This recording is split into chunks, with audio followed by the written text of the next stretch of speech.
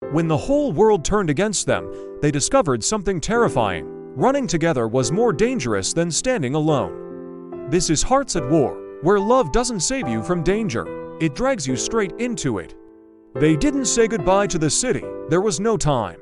Sirens screamed somewhere behind them as Adrian pulled Evelyn through a narrow alley, rain soaking into their clothes, neon lights blurring into streaks of red and blue. "Don't look back," he said. She didn't, because the moment she did, everything they were running from would become real.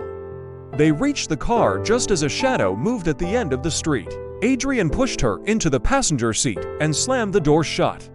The engine roared to life. Gunshots cracked the air. The windshield shattered just slightly enough to remind Evelyn that this wasn't a nightmare. This was the cost of choosing him. For a long time, neither of them spoke. The city fell away behind them, replaced by empty roads and dark silence. Only when Adrian finally slowed the car did Evelyn realize her hands were shaking. She hadn't noticed when fear became familiar. They stopped at a forgotten house on the edge of nowhere. No lights, no neighbors, no signal. Adrian locked the door, checked the windows, then leaned against the wall as if the weight of the night had finally caught up to him. "This place," he said, "was meant to be an escape. From what?" Evelyn asked quietly. He met her eyes. "From the man I used to be."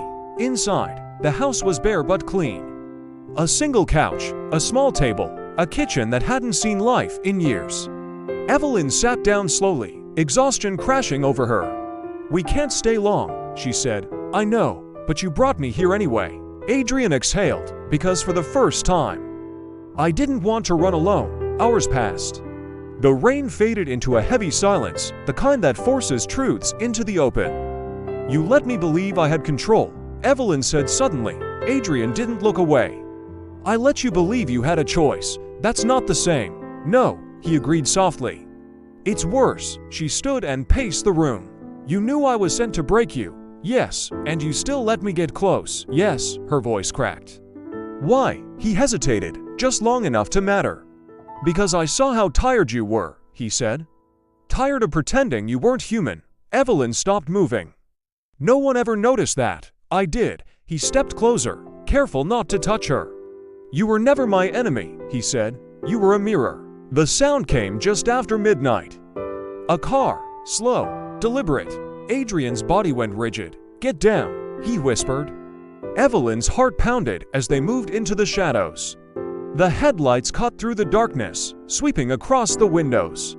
Someone was searching, not random, not guessing. "They found us," she breathed. "No," Adrian said. "They followed you." The words hit harder than the fear. The door shook under a heavy knock. "Open up," a voice called, calm, confident. Adrian reached for a weapon. Evelyn grabbed his arm. "If we fight, this ends tonight. If we surrender, it ends forever." She met his eyes. "Then we don't do either." She moved before he could stop her. Out the back, into the trees, into the unknown.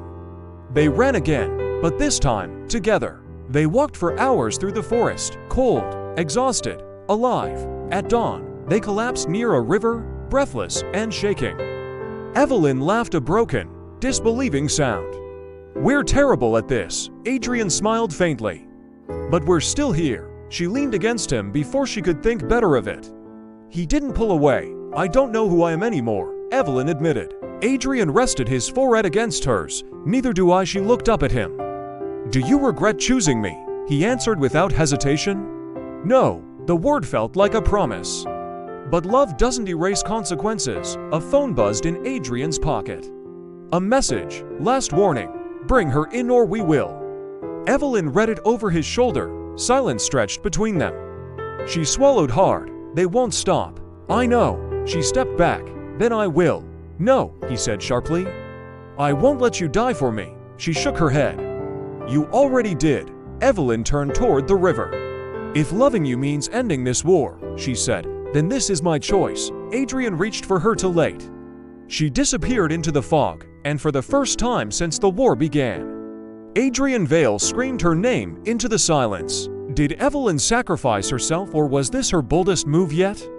Subscribe to Hearts at War for Episode 4, because when love runs out of places to hide, someone always pays the price.